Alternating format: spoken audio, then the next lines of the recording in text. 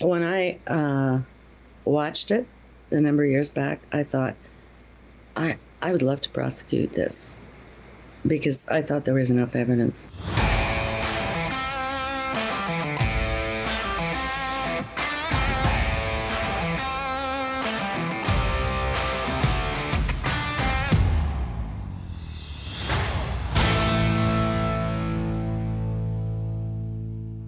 Welcome back to Northern Perspective, everyone. I'm Cypher. And I'm Fox. We are very excited for tonight's episode as we have with us a former Crown prosecutor for the Government of Canada, Diane Sylvain. Diane graduated from McGill Law School and was a frontline prosecutor in the Northwest Territories for 10 years. As a result, she saw just about every type of case you can think of, from jaywalking to homicide. And we are so grateful that Diane is with us today to talk about the possible crimes of Justin Trudeau, what can be done, and she's even willing to share her opinion about the Tamara Leach and Chris Barber trial with us. So, here she is. Welcome, Diane. Hello. Hi, Cypher and Fox. It's so great to be here helping you. I just love your show. And to everyone that's going to watch this, I'm wearing my I'm proud to be Canadian and the majority, the fringe majority now. Well, and it was so nice because Diane actually reached out to us a few weeks ago and said, hey, my name's Diane. I'm a former Crown prosecutor. If you want any help or discussing anything, I'm happy to do so. And we knew we had to jump on that because, here we have Larry Brock, dismantling people as a former Crown prosecutor. Yes. And, there's all of these questions about the law that come up constantly on our live streams, on our episodes, and even questions that Fox and I have. And although I've been accused of being a lawyer by some people in the audience, I think people have now seen that I am definitely not one. But neither am I. Yeah, so. neither is Fox. But it's great to have a perspective of somebody who actually worked in the government and judicial system for a long time, and it's going to be interesting to get her perspective. And it's just such a different vantage point of somebody who's been in the law to see this corruption from that standpoint. And at this point, Diane is retired. She has no skin in the game.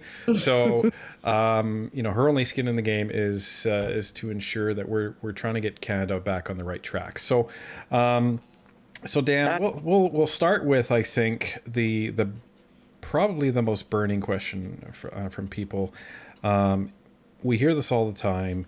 Can Justin Trudeau be charged with treason? And my take usually when I hear that is no, because there has to be sufficient evidence to actually lay a charge of treason in the first place. But, from what you've seen and from your knowledge, like, have you ever gotten into treason, or is that more like a capital crime? So, as a typical lawyer, I'm going to start with a little thing that I forgot to mention to you, that I'm not here to give legal advice, obviously, Cypher, to you or to Fox or to anyone. Right. Legal information is what I'm allowed to do, even as an ex-federal Crown prosecutor, because I'm still a member of the NWT Bar Association, although I'm not practicing. And that's Northwest Territories, everybody. Yes, yeah. So I just had, lawyers always have a little, You have to get the disclaimer out of the way. Yeah, exactly. So, treason, I looked it up. Of course, nobody was charged with treason. In the Federal Public Prosecution Service of Canada, ever. I must have missed 3 years in there because I was like in the business of being a Crown prosecutor or the head of the Crown prosecutors for 23 years. But nobody's ever, I've never even heard of that charge. So in the history of Canada, nobody's ever been charged. I mean, there probably might be years ago. In the beginning, probably. Who knows, during the war or something, But I did quickly look at the section, and I'm sorry, I don't remember the actual section number, because I've I've dove into a whole bunch of stuff that we're going to talk about tonight that never came across my desk, like cabinet confidence and all that. But you literally have to prove direct, how shall I say it? Like violence, or like it's actually kind of outdated, because it talks about going to war for the other side during a war. Yeah, and what I've always heard when it comes to treason, it mainly, from what I've seen, it comes up when you're talking about revealing state secrets to countries or nations that are regarded as your enemies. So, or it's like physical harm against the monarch, isn't it? Yeah, it's like, it's really specific. Yeah, I mean, it you know what, like it could happen. We don't have the evidence at all. Yeah. Now. Yeah. I mean, it could possibly happen, because I think there's a lot going on behind the scenes, but that's just conjecture in my part, So there's another legislation called the Securities, I found it last night, Information Act, something like that. And it's not something I've ever dealt with, but I put it in your comments. I don't remember the name of the act, but that's more of that. That's kind of another possibility, because you're actually, if he knew, right, Trudeau, if I'm right with those facts, that MP, he CSIS. Michael Chong, yeah. Yeah. No, CISA Michael Chong was whistleblower. on our side. What's that? Michael Chong was on our side. You mean Han Dong? Nobody. Hundong, yeah. Oh, that's so the what you're Liberal talking MP, he knew he knew this stuff from CSIS, because he was told, and he did nothing for 2 years, right? And so why not? Because like he could somehow be linked to China. But there's no evidence. I'm just saying there's no evidence, and but it's very suspicious. Well, and that's that he could have been giving information or data. Yeah. And then let's not forget the Chinese police stations being allowed. And now they're suing the RCMP. Because the RCMP went there and dismantled a few, right? Yeah, well, yeah, now they're claiming that the RCMP is harassing them. Okay, well, I think, I heard that they went to, maybe not the one in Montreal, I forget, there's 2 or 3, right?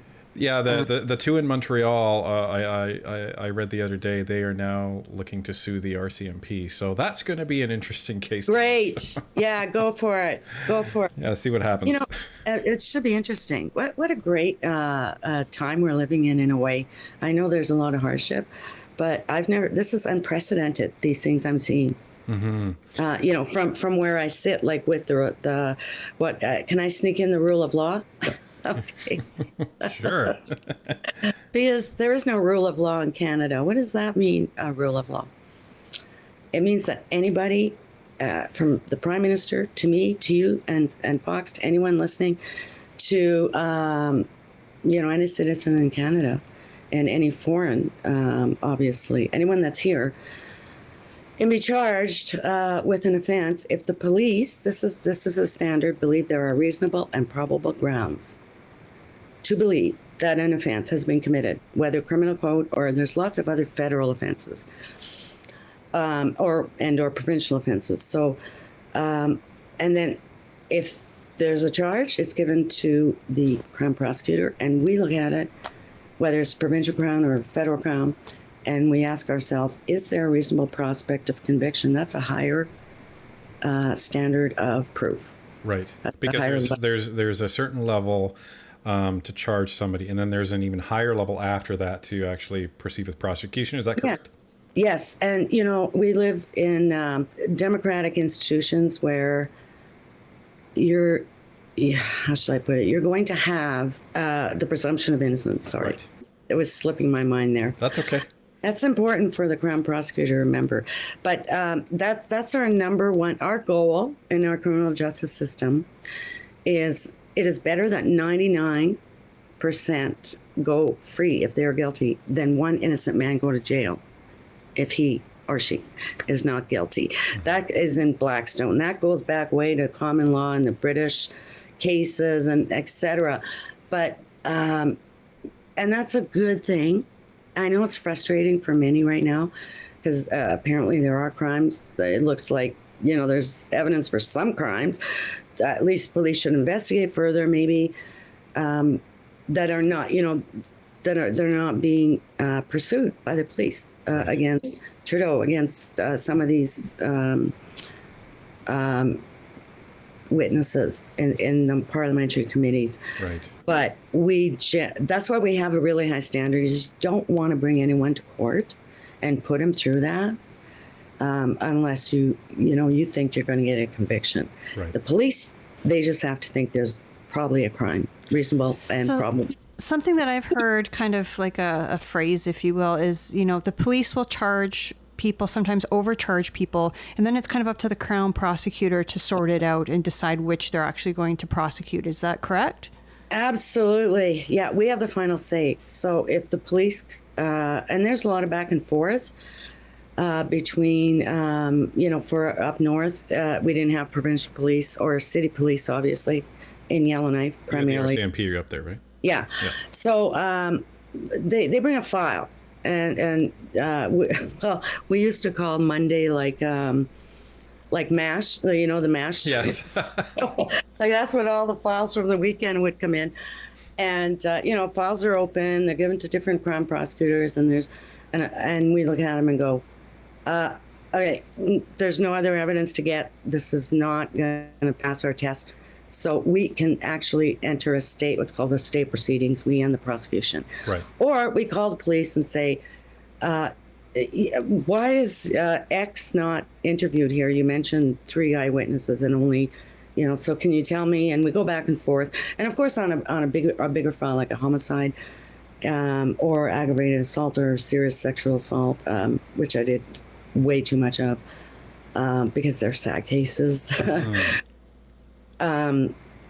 We would really be assigned specially to that file, and we take extra care and time and effort with the police. So it's a team effort. And sometimes the police are like, no, don't stay my charge.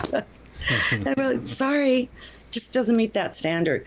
And it is explained to us in our desk book, our Public Prosecution Service desk book, what reasonable prospect of conviction is, but you get a gut instinct after when you're being trained by senior prosecutor. You just know.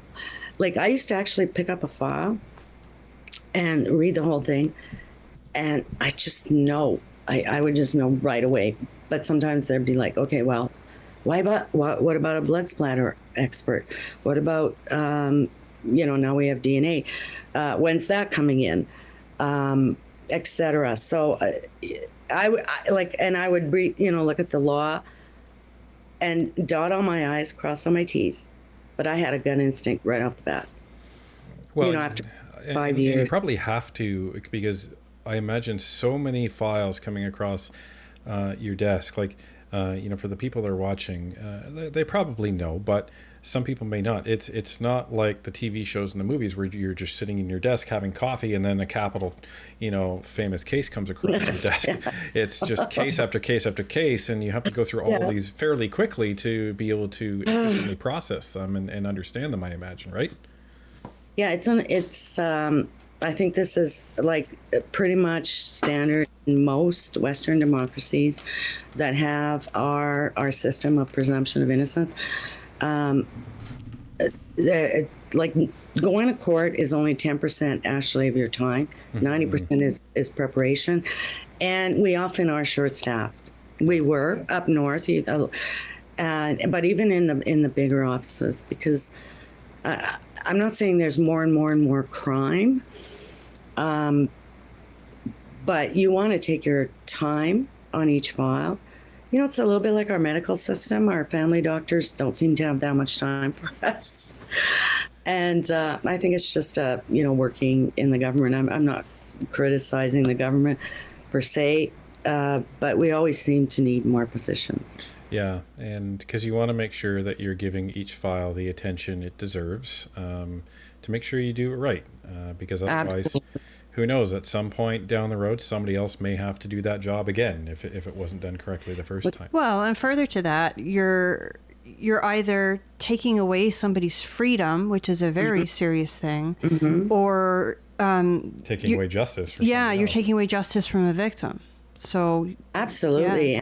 You know, it's I mean, it's a very important job. There are many very important jobs. I'm not saying this is the most important, but for me, I'm a bit of a perfectionist too. So yeah, I spent many hours. We didn't get paid overtime. I'm not bragging. Lots of people work really hard, and I know that this economic situation now, it breaks my heart. But when I was doing that job, I thought, you know what, this is a noble profession, because I really want to protect society, but I am not going to go to court unless I feel I have that standard. Right. Which, you know, like, if you can imagine, I'm going to say here, okay? Yeah. 'Cause you can never, like a judge or jury, depending on whether we go by indictment or summary conviction, has to find the person is guilty beyond a reasonable doubt.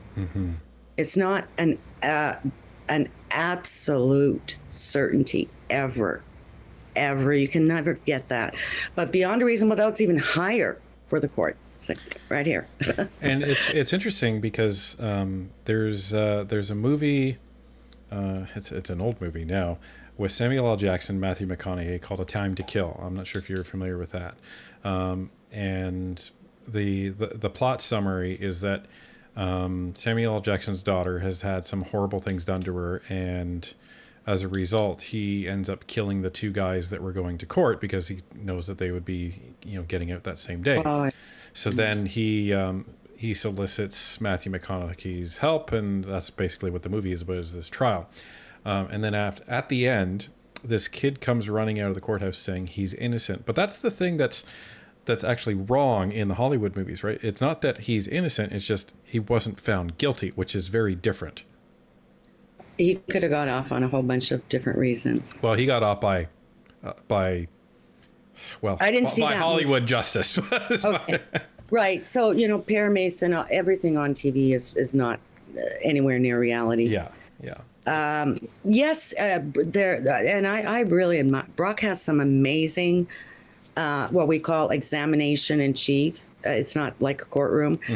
I mean, if I were Brock and I only had 6 minutes, I don't think I could do that, because, you know, we generally have a lot more time to examine. That means it's my witness, so I can't ask leading questions. So, what's your name and tell me where you were? That's my witness, but I can cross-examine the defense witness if they call. They have a right to silence also. That's another cornerstone of our justice system. And so, you know, at the end of the day, lots of things could happen also. New evidence during the trial, you know, that you didn't have when you... So you always have to be ready to end the prosecution if that's the right thing to do. Right. But it doesn't mean... You know, I don't want to go into examples of my cases because I can't, but it really, specifics, I mean, but I have to say that many of the witnesses I dealt with, they were mainly victims of violent crime.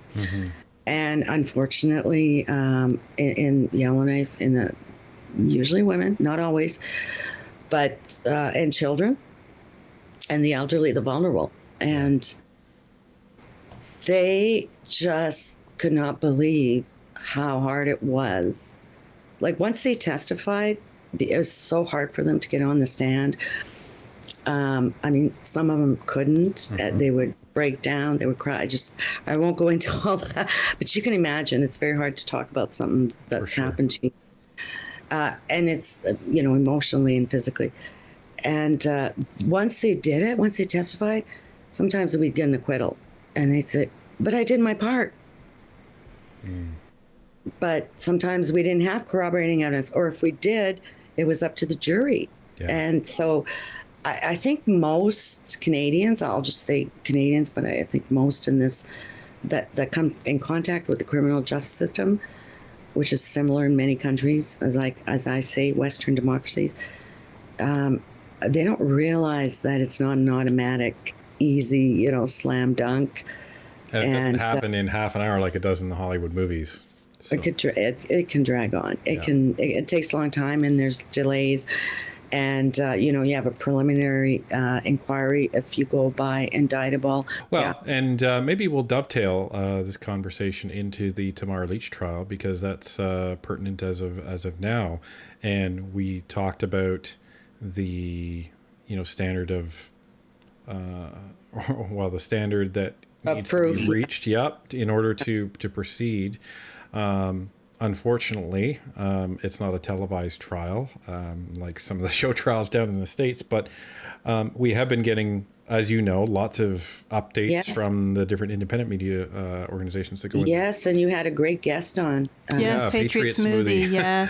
John's he was great. awesome. I can't believe he's sitting there every day as I'm just going to say, as a non-lawyer, anybody's taking it in. Yeah, and he was not a legal expert, but, I guess kind of like us, if you're around it enough, you start to pick up things and understand it. And you get interested, because we all are more interested these days. For sure. So based on what you know of Tamara's trial, our impression of this is we don't understand how it even met that threshold.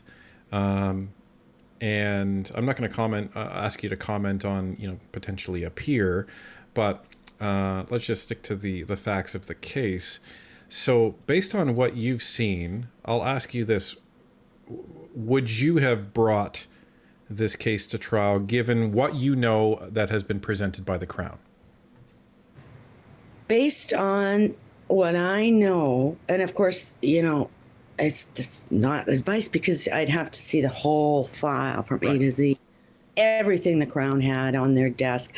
But based on what I saw or heard of from other people, I should say, the Crown's case is very weak. It appears very weak. Why? It's because it is not connected directly to Tamara or Chris. So in other words, it's a prosecution of the truckers' convoy. Yeah, not the actual leaders, because you have to link them. You have to. What did Tamara do? As in a criminal code, it's not like a civil case.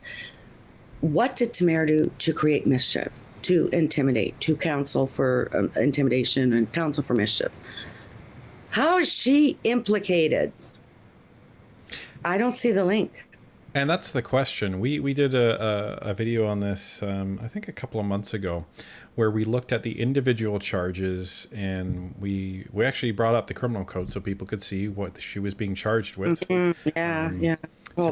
Tamara was kind enough to give us the document that they gave her. Right. Okay. And it laid out all of the specific charges in the criminal code. So we looked them all up.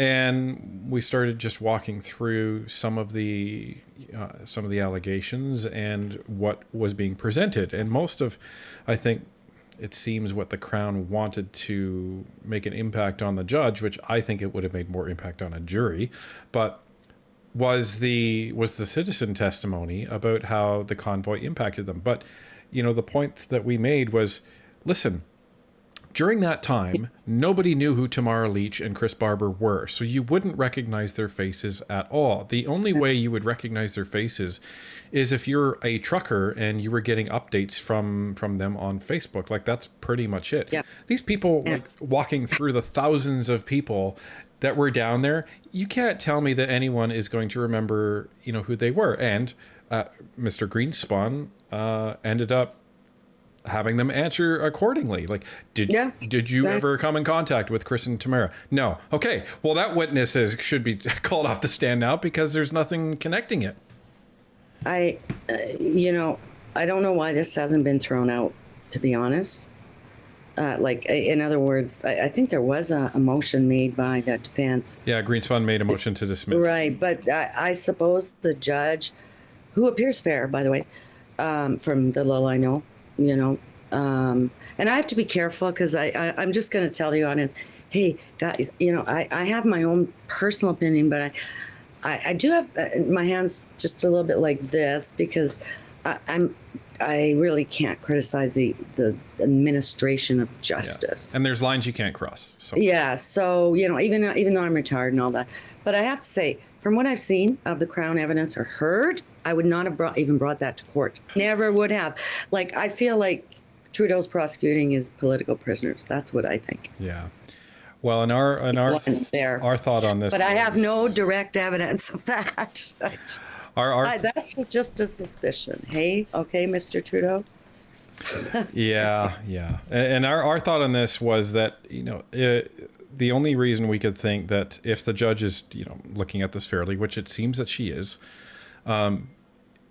really trying to cover all of her bases so that there is zero grounds for an appeal. Yes, you're absolutely right. Okay. You guys have a good instinct on these things, like, because I you may not be lawyers, that's okay, but you've got a lot of good. Just want to tell you guys, from what I've heard. Thank you. Yeah, you do, and also it's kind of this high profile case, so the judge would want to let it play out, and I think. And the judge is totally has to be completely not biased, but she's not going to completely ignore how big the truckers' convoy was, and I think she just wants the public to, those that are for or against whatever, just to see everything. So the Crown case and the defense. Yeah, and that's our thought too. And see why she's going to quit. Okay. Well, I have a question actually, and I wonder if some of our viewers are wondering this as well. In Tamara and Chris's case, it's a judge trial, and I suppose they would have had to forego their right to a jury trial to have a judge trial. So what are typically, why would one do that? I am assuming that they charged by indictment. They went by indictment because you can have some of those charges. I think they're all. The Crown always once we go to court the first time, we say by indictment or by summary, and that determines. By indictment means you get a choice. You get, first of all, you can have a preliminary inquiry, where the Crown has to prove they have some evidence on the case. So that's just like putting witnesses through it twice a little bit. But that's so, the defense can have all the disclosure of the Crown and actually hear the witnesses ahead of time. But for summary conviction, you go to provincial court. For indictment, then Tamara would have chosen, or with her defense, she would have had a choice between judge alone or jury. And she also would have had a choice to have a preliminary inquiry, which she could have waived. And you know what? I haven't seen the document you're talking about. I'm assuming they went by indictment. I'm assuming. But I don't know that for a fact because I couldn't find it online. I'm sorry. That's okay. I have it. Let me take a quick look here. Because that's usually said on the record. And it might help if I look at the document, but not 100% sure if I could tell. So but she's in. What court is she in? She's in Ottawa. I'm not sure specifically. Right, that would tell me if she's in a Supreme Court or Superior Court or Alberta Queen's Bench. They're called different things. As long as if she's in a provincial court, then they went summary, which means the sentence was lower, et cetera, et cetera. So they're in a Superior Court of Justice. Okay, they went by indictment. Okay. So then what would be advantageous for Tamara, or even just any case, not even necessarily this case, but any case, to choose a judge over a jury? I don't want to get in the weeds too much. Okay. But, my friends and I, when I was prosecuting, and even now, if I talk to them, we call it the law bubble. We could talk for hours about, the strategy and this and that, and because that's shop talk. Yeah, that's shop talk. I mean, but I would not have wanted a jury in Ottawa because you could have got. That's a really good point. That's a really good point. Didn't like the honking. Yeah. And you can ask questions, like when you pick a jury, it's sort of a whole process in the criminal code. You can ask certain questions for bias, the Crown can and the defense can, when you're picking the jury. But I don't know. I can see why. I mean, I don't know exactly why. That's totally between solicitor-client privilege between Tamara and her lawyer. But I would have gone with the judge. Yeah, that's a very reasonable possibility. Just because... Otherwise, but you could have. This is where you can get in the weeds. You could have asked for a change of venue and had the trial in Alberta. True. Then that's a different story. That's right. Alberta Queen's Bench would have been better. But anyway, because that's where she's from. So anyway, okay. So that's that. Let's get into some of the Trudeau things. SNC-Lavalin.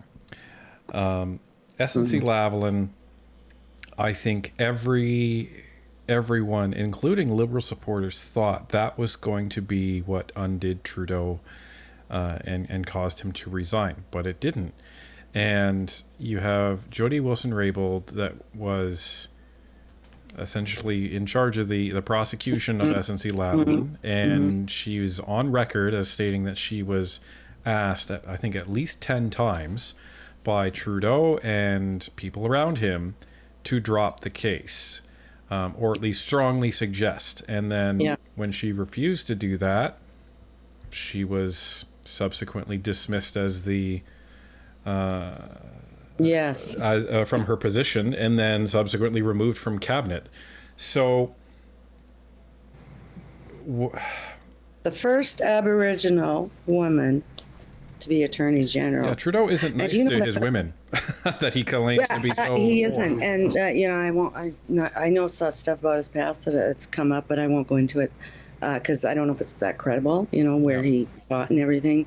There's a non-disclosure agreement, but there's something off the way he hugs women, his cabinet ministers. There's just something off. There's something off about the whole guy. Okay, we know that, but I've noticed that. And I'm sure Fox has probably picked up on it. Yeah, he's sleazy. Yeah, there you go. Thanks for saying that. So from what you've seen, even just Jody Wilson-Raybould's testimony at committee, I'm sure you've probably seen that at some point. If not, we have a video on that too. Yeah, do you mean when she initially testified after there was? Yeah, it was like a week or two. Okay, so that was back in 2015. Correct. Right? Okay.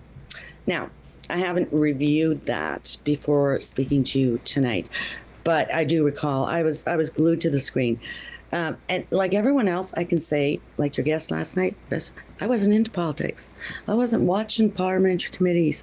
I was very much involved in finding out the truth. I knew we were being lied to, but I didn't realize that there was so much going on in Canadian politics that you have brought out. So I really want to thank you for that. She's when she testified, she was my hero because she stood up for what's called the rule of law. 100%. And that means that I'm sorry, Mr. Prime Minister, but you will not interfere in a prosecution. You will not do that because you're not above the law. That's what the rule of law means. Mm-hmm. Nobody is above the law. And, if you start chipping away at the rule of law in a country, what do you get? And I'm not criticizing other countries, but, the term banana republic. Yep. Okay. Yeah. So you get crooked leaders who tell the prosecutor, hey, go after my political prisoners. I mean, we know that tyrants have done that for how many years? Well, technically Hamas was elected, so there you go. Yeah, so we've seen that. I can't believe it's happening in Canada. It's being chipped away at. I don't know at what point we're like going to go spring election, because really there's so many instances of this prime minister not respecting the rule of law. Yeah, blatantly. Like it's not very blatant. It's as if he's trying to hide it. I would think at minimum. So let's talk about those thresholds. And again, you haven't seen the committee evidence, and I know it's going to probably be pretty hard for you to answer this question, not having reviewed the testimony by her recently, but. Yeah, sorry. Is it worth at least a charge, do you think? Well, when I watched it a number of years back, I thought, I would love to prosecute this because I thought there was enough evidence. Certainly reasonable, probable grounds for the police to lay a charge.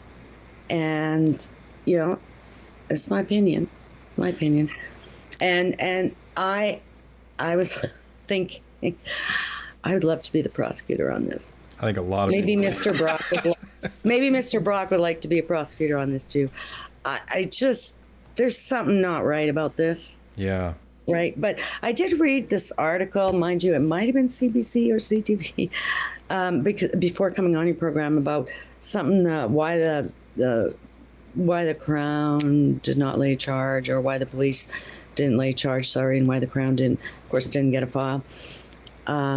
Because at one point, Jody Justin Raybould said there was no crime committed. Did she ever say that? Or some to the effect that, you know, there might have been pressure, but it was not the threshold of a criminal. And I don't know, but I'm surprised that they would leave that up to her. I know. Well, I think the RCMP were using that as an excuse, and I'm not even sure she even said that. To my understanding, and I could be wrong, is that the RCMP went to the PMO for more evidence and were denied. Yeah. So I thought that was why they weren't able to prosecute. I could be wrong, but... Well, I'm just going to do a quick search on... Yeah, based on her evidence, Fox, like, yeah, that was the reason, what you said about, this cabinet confidence issue, which we can get into. But just, like, she wasn't allowed to say enough, maybe that's what she meant. Because even though it was waived, it wasn't completely waived for everything. So, like, Trudeau waived some things, but remember the whole thing was shut down? Yeah. And then the committee was shut down, and everything was shut down. So did they prorogue Parliament too? Or was was that a different scandal? There's been so many. like, they actually were having, I just remember watching that public inquiry, and all of a sudden I was like, what are you doing shutting it down? We're getting to the good part. But, as a prosecutor, it's whether she's the head attorney general of the Public Prosecution Service of Canada or a frontline prosecutor, it's the same standard. You do not interfere in a prosecution. And, to me, there was a prima facie case. Prima facie. It just means that, like, I would have taken a crack at it, but maybe that's just me. Okay.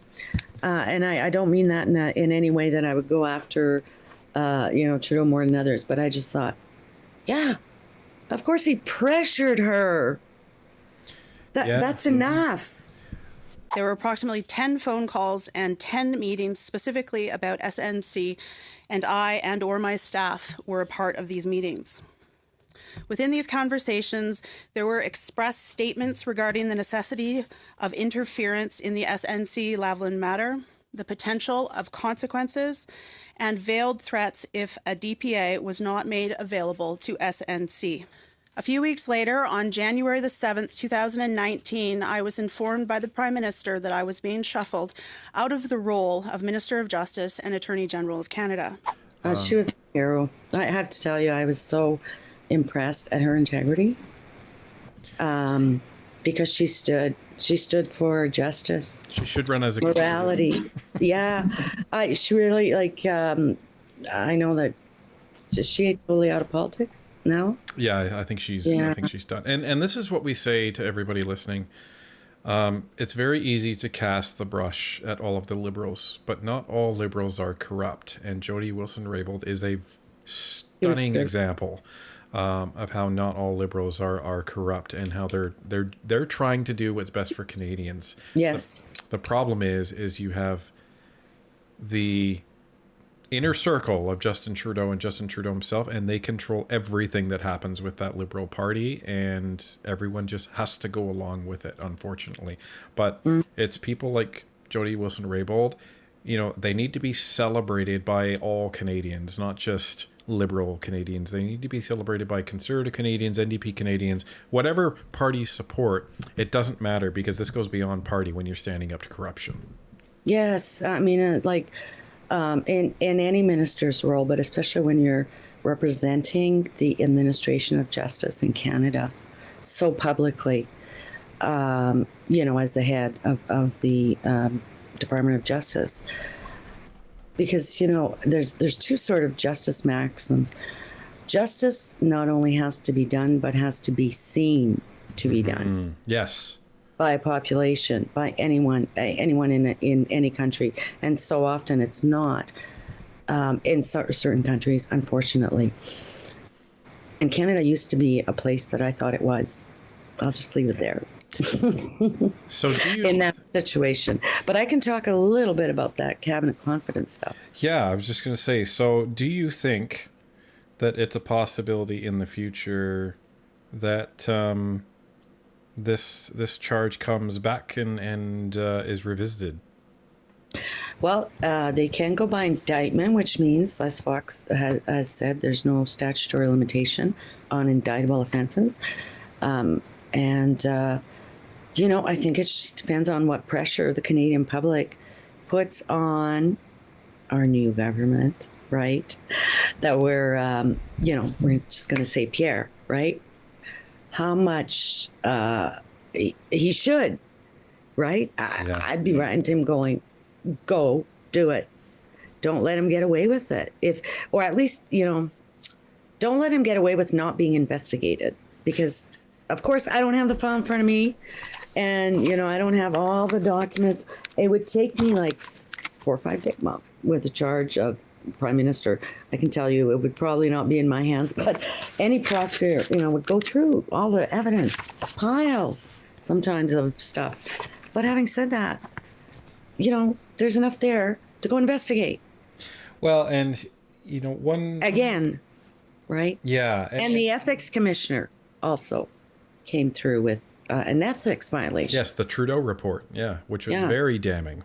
The scathing report about the conduct of Prime Minister Justin Trudeau. Canada's Ethics Commissioner has found the Prime Minister violated the Conflict of Interest Act and that he did seek to improperly influence then Attorney General and Justice Minister Jody Wilson-Raybould. Yeah, by Mario Dion at that time, who was actually my boss at one point. There you go. See, there you go, everybody. So there's a small world. 3 degrees of separation between you and anyone on the planet. That's right. That's right. Now, I'm just going to say, I had a good impression of him. That's all. Yeah. Our thoughts, because people say, well, why hasn't he been charged? When you're charging and it shouldn't be this way, but when you're charging a random person walking down the street, that is one thing. But when you're looking at charging somebody as high profile as the leader of a country, I imagine the RCMP wants to be darn sure. Absolutely. For sure. Like they want to know that he's guilty almost before they proceed with that. Well, it would go to their sensitive cases unit, which I've never dealt with because I've never, had to prosecute a prime minister or a minister or any we elected officials. But at the same time, it's the same. It should be close to the same. Because, like I said, justice has to be seen to be done. And there's another maxim, well, I think of this, justice delayed is justice denied. But people haven't forgotten. And I keep reminding with comments on your channel and sometimes other Canadian channels, looking at some of these issues that's happening now in the Liberal NDP government. We want the rule of law. We want integrity. We want justice. We want moral ministers. And we want, the rule of law goes back to the Magna Carta. That's how fundamental it is. Yeah, that was a long time ago. Where the king decided he could be, actually, well, I don't know if they said prosecuted in those days, but, he had to follow the laws. Yeah, he had to follow the laws. And so, there's a balance there, Cypher, is what I'm saying. Yeah. Well, I mean, it can't be like, oh, we need absolute certainty. No, you need a reasonable prospect of conviction Well, and for crowns, and then for police, reasonable probable grounds. and what the Conservatives keep saying and what Pierre keeps saying is, nobody's above the law. Okay. And they also keep saying that, Canadians have lost trust in this government. Both statements, I believe, are 100% true. Yeah. And Yeah. I think Canadians have actually lost trust in the judicial system as well because of what's gone on. Yeah. So I don't blame. to any of the Conservatives that may be listening to this conversation on that fat chance,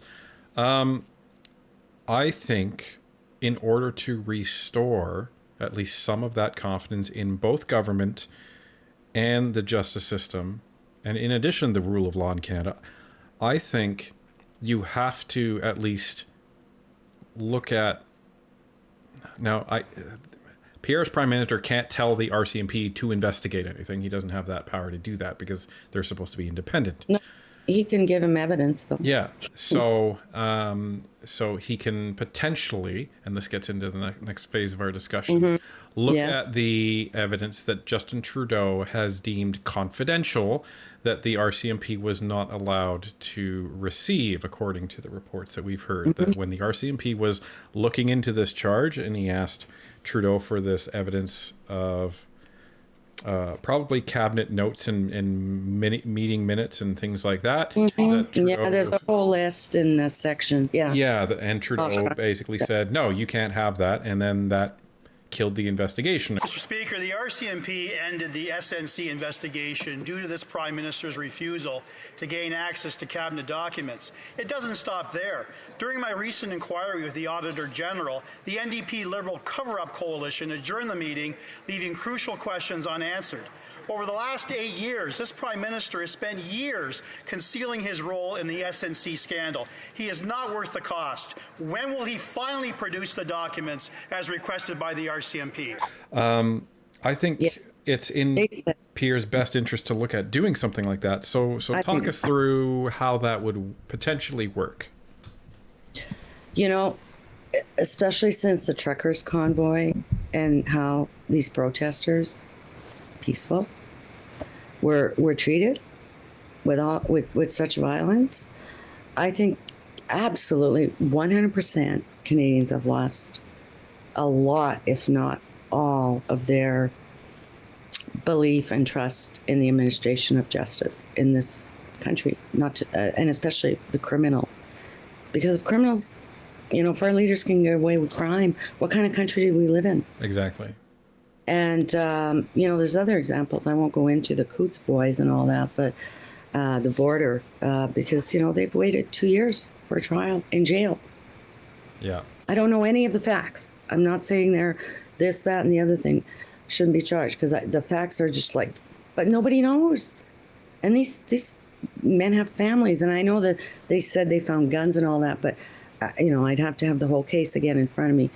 But I'm sitting back. I'm sitting back as like a citizen with knowledge of the criminal law, which for 10 years I haven't practiced, but still, what country do I live in? I know how you guests say that. This is not Canada. This is not the country that I was so proud to be in. Well, I still love Canada, but I look at all our institutions, not just criminal justice, but I just say, that's all got to be, there's so lack of respect. Why? Because there's no integrity. Like all those witnesses that come in front of those committees. And I just have to agree with you that Pierre, if you're listening, Well, Diane, she's happy to consult on it, I imagine. I'd love to meet him one day. I'm in a west. I'll just say I'm in the west here. I'm in a western province, in a very rural northern area. So, come on up to Grand Prairie, Pierre, and have a rally. That's an aside. But Mario Dion didn't even have all he needed to make an ethics commissioner was denied evidence, right? So what is he trying to hide? The RCMP that we know investigate crime in this country were denied evidence. Now, I won't go too long into Section 39 of the Canada Evidence Act, but once a clerk, because I remember Trudeau said, oh, the clerk made that decision, not me. I think it's the clerk of the Privy Council. Kind of puts a stamp on it and says, Cabinet confidence. There's a section called Section 39 in the Canada Evidence Act that basically says, once you have that stamp on it, it's done. It's like it's cabinet confidence, it's immunity. The police can't even really go get a search warrant. There's nothing Pierre can do in the opposition or anyone, really. It's just like ironclad immunity. And there's been a lot of, I'll just say, criticism of that particular section in the Canada Evidence Act because it doesn't allow anyone else but the clerk of the Privy Council, which could easily be Prime Minister Trudeau, right? Saying to the clerk, stamp it, and doing it to hide and cover up and doing it for not the right reasons. There are good reasons for cabinet confidence. You want ministers to, be able to discuss, like imagine your staff meetings if they were on YouTube Right. every day, right? So you need that sort of, we're more candid and they will disagree, the ministers, on certain policies. And you need that back and forth in government, but you cannot use it to cover up your crimes. And so it's like, once it's stamped also, it's 20 years is that what the Canada Evidence Act says. So in other words, you have to wait 20 years before it's no longer has that immunity from anyone looking at it, including a judge, whether civil, criminal, administrative tribunal. That's a long time. Now, before everyone starts yelling at the screen, freaking out. Don't freak out. There's some light at the end of the tunnel. So let's go down that road. So, well, I'll just say, number one, it's that section has been litigated a number of times, but for different reasons, where the clerk didn't describe the documents correctly because it's documents, it's draft, it's, these things change, like the names of what the cabinet documents are over time. But the judge rarely found a mistake because all the clerk had to say is, this memorandum discussing this is, but there's a lot of criticism by, I should say, reputable professors from different universities and lawyers even, that like maybe it's more defense lawyers, I don't know, because the Crown can't go out there. If you're working for the Crown, you can't go out there and criticize the legislation of the government. You just can't. But I can because I'm retired, and it goes against the Charter of Rights. And they say that we're the only country. I found this out. Cypher made me do all this work. I'm just kidding. And Fox, I have that effect on people. I was shocked. What? Ironclad immunity? Well, we're part of the Commonwealth because we have the Governor General, and et cetera. That's like the. I talk with my hands because I'm French Canadian, and I thought, no. This is not like this is. Somebody should do a charter challenge. Well, that's been tried, unfortunately, but it's a bit dated. I think it's 2002. There's a case called Babcock, and. Okay, so, but it could be tried again on a different angle.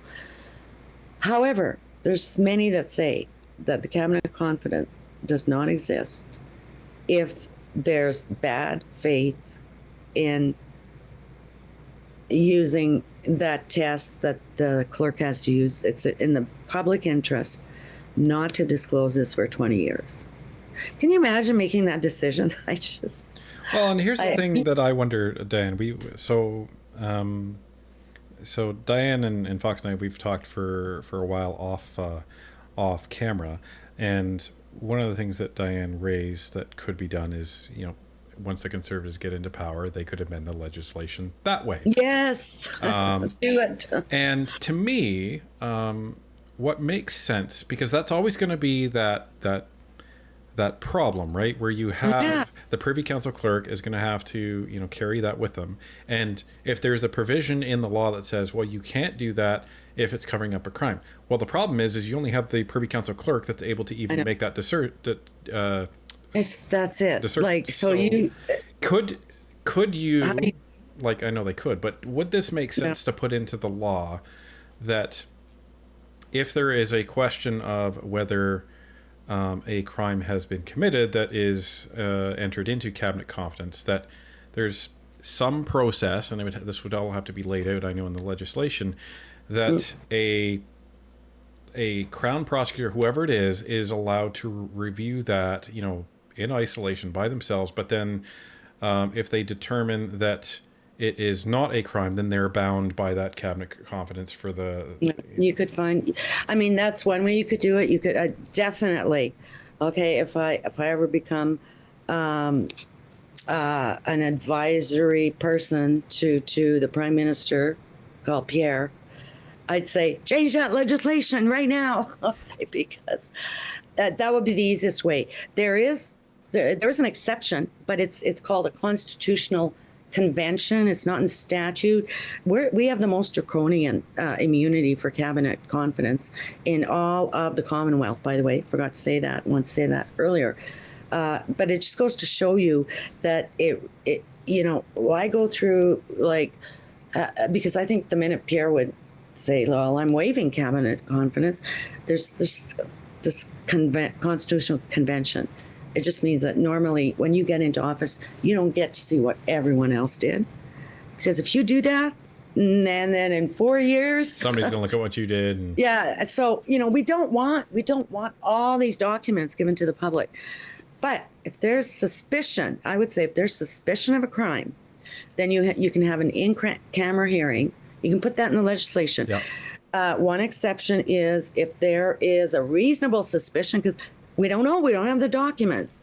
There's a lot of stuff that's happened out there that I have a reasonable suspicion, even a higher standard for obstruction of justice.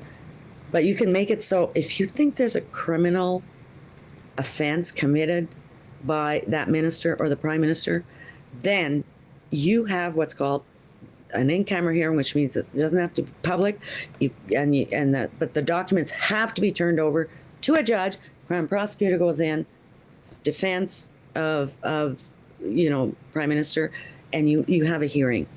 Yeah. You have a hearing. And then the hearings kept confidential, except for potentially the result of that hearing. And if plus you bring your other evidence that you already have, and if the judge says, yeah, for sure, I look at this and I've heard both sides, and I see, that's called judicial review, and that's a good thing. It's unbiased. It's not the Crown determining it. It's not the Prime Minister.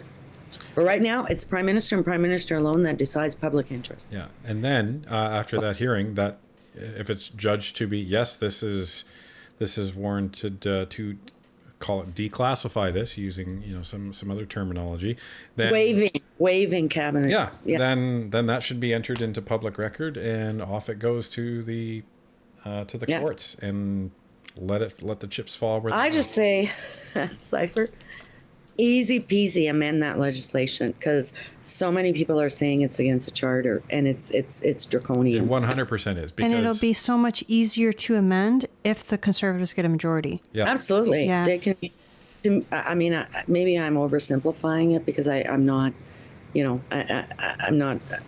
I don't have experience in how to draft a bill and da. But I do know they can probably do it quickly, right? Well, so they can draft it quickly. And unless the entire House agrees, which is, do they have unanimous consent? Then yes. If they don't have unanimous consent, then the bill has to go for debate. And then it goes through the readings. And then that could take a year and a half, like some of these other bills. But I don't think for a second that the Liberal Party is going to unanimously consent for that bill to change the. Even if there's only one Liberal. Yeah, exactly. So, so so either way, everybody, this is going to take some time if Pierre decides to pursue this. I think he should, and I think that's actually the best way to do it, because it's not diving into Trudeau's dirty laundry right away, because I don't think that's the best way to start his new government. I think the best way to start his new government is to start undoing the damage that Trudeau has done and start healing this country. Yes. Well, people are suffering. I know that. And I think it would be bad form to at least have the appearance that his priority is to nail Trudeau on a crime when people can't afford to eat and they can't afford a home. So they can multitask. So I think they can have a bill drawn to amend that legislation. Yeah. And then let that run its course in the House, which will take a year or two. And then in the meantime, he focuses on the affordability, the censorship, and all of that. And then by the time that's all starting to work, because we all know this is going to take 4 or 8 years to undo all this damage, then hopefully that bill is through the Senate and that legislation is now changed. Now they can start looking at an inquiry on that. Well, and that would allow them access to any documents that may be linking him to fraud. Yep. We Charity, how many other, There's too many. The whole Chinese, MPs. What am I missing? Oh, well, the actual grounds for, what is it? The Emergencies Act. Yeah. Yeah, well, I forget the word, sorry. Like for implementing it, right? For calling that an emergency. Look at the grounds. I won't go into it, but I can tell you the grounds are so flimsy. Yeah. Because what they said publicly in the House of Commons, I believe it was House of Commons, or maybe it was some interviews that I watched, was, there was like terrorists and all that, and they mentioned a particular group called Diane, and I'm just going to say that this group is a kind of a comedy team on social media. They are outspoken Canadians. Some of them are ex-veterans, but I just happen to be following. They make memes about the current government, and they have a right. It's for free speech. So some people don't like their humor, but I just happened to see that channel one day because there's not a lot, like you said, Cypher, there's not a lot of Canadian content, only social media, where you're not getting the mainstream narrative. And I just putting that in there. I don't know. I didn't see what else they had. I don't think they had that much. So, because what they talked about was they're actually calling an emergency for a meme group. Well, and they could be terrible. The fact that they, and this is where I think all of the other countries snapped their head around and looked at Canada and were just shocked when they froze the bank accounts of all of these people, because no Western country has done that. And, well, speaking of our charter, yeah, you cannot have a retroactive law. Again, I don't know. Maybe I should have thought of a better word. What's a better word for banana republic? You're Machiavellian. Because I'm not going to name any countries, but just because I have respect for the people that live there, not necessarily for their governments. But we've all seen, throughout history and even now, what dictatorial governments do, and you can't retroactively make a law. It was perfectly legal for everyone to donate. I know there was 2 crowdfunding companies or sources, but both of them, there was no law against providing $2 or $200 to even if you weren't Canadian. And they actually did determine on the facts, from what I saw, that it was mostly small Canadian donations. Yeah, the vast majority were. Yeah, and that was part of the reason that they used to, just terrorism and all that. Well, I didn't see any evidence in that, just from the little bit I knew, and that's not a legal opinion. That's just me watching it. But again, I do know that if you have a government that starts changing the law retroactively, well, that means I'm on a road and I'm going the speed limit. It's 50 kilometers. Well, I get a speeding ticket. Yeah, the next week I get a speeding ticket. Well, we changed it to 60 this week, so we're charging you. Yeah, so now you're guilty. Yeah, that is dirty. Well, the other interesting thing is that, there's I think another crime that was committed, and no one noticed, no one cared, no one talked about it, and this was actually on the part of GoFundMe, because what I think everyone forgets here is that the entire list of all of the donors and all of their personal information was leaked from GoFundMe to... Oh, I think it was Give, Send, Go. Right. Oh, Give, Send, Go. Yeah. So everyone, that's called a data breach. Yeah. And protocols were not followed. And these people's information was supposed to be secure within that company until it wasn't. And that company has not been brought to task by the government on that because it was within their favor. They're actually supposed to follow specific processes when there's a data breach, and they didn't do that. Well, and once they big surprise. Right? But once I identified that data breach and that the list was out, certain places were giving it to the media specifically. I recall that because I had gotten curious and gone looking for the list and wherever I had ended up, I don't remember where because it was almost 2 years ago. But they were like, if you're media, you can send an inquiry here, but we're not giving the list to anyone who's not media. Yeah, so they were. Why would they do that? Just the why? Why? To make money. To shut down any protests whatsoever against the government. And to set that precedent against anyone in the future. I mean, it's like tyrant, A, B, C, D. Right. What kind of government do we have with political, I say possible political prisoners? I can tell you, by the way, just really quickly with Tamara, mischief, as a Crown prosecutor, you consider that your least serious charge, unless you're doing bylaws. Mm-hmm. But in the criminal code, I thought but that's all they could come up with. Yeah. Like mischief is like, taking a crayon and writing on a. That's a graffiti. Yeah, I mean, or like it's kids throwing eggs at houses or something because it washes off. It's not. Yeah.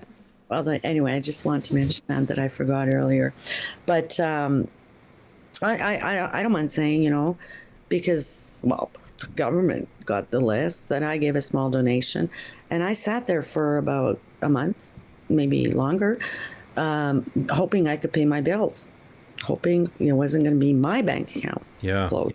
Yeah. And I was like, sorry, Cypher.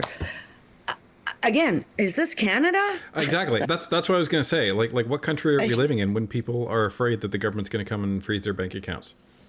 For I'll just say under $100 to I mean, the convoy was the most beautiful thing I've seen in Canada, and kind of in my lifetime for people getting together. I watched it. I didn't go. It was too far, and I just moved from one place to another in my province. But I, when you have a tear about Gander, well, I have a tear about that convoy. It's just so beautiful. There's many videos that came out on social media. And they're all over. They weren't even protesting the vaccine. It wasn't even about whether you chose to get it or not. It was that there was no choice. I mean, when you make a choice under duress, like your parents may be, really ill in a nursing home, and the only way you can see them and you don't want them to pass without you seeing them is to get the jab. That's under duress. Not to mention losing your job, not feeding your children, or when you're saying to people, you will be fired unless you do that. That's not consent. No, it's not. That's not. I mean, it doesn't even come close. No, and, It's coercion. well, and there you go. And then you have Trudeau standing up and saying, "I didn't force anybody. Give me a break." He's just. I don't believe a word he says. Put it that way. No, and I don't think his party believes a word he says either. So, but And you got. I mean, both of you, Fox and Cypher, you are just so awesome, and I consider you my friends now. We just met, but at looking at the political landscape and hopefully some of these thoughts and opinions, just from my experience and background, will help you. I think it absolutely will, and it gives us clarity. It adds to our understanding. It reinforces some, I think, thoughts that we have, but we don't like voicing certain opinions that we have that are really rely on a strong kernel of truth, which we don't have. Yeah. So it's nice to actually have some of that reassurance now after hearing some of your perspectives. But I think we'll probably end the conversation here. We can end it with this. Can I say this? Please do. Remember the European Union, Christine Anderson?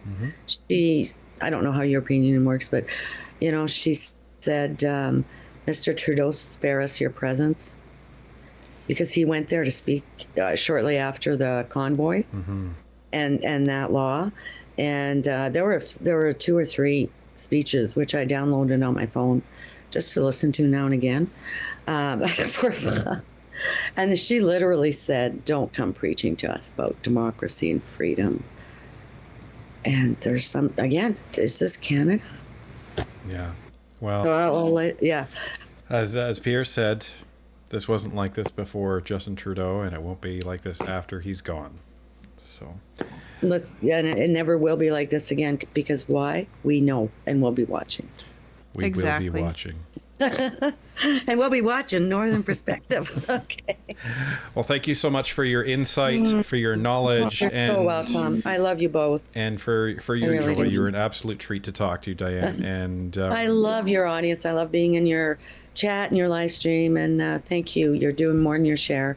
And everyone, you all are. Just sign that petition.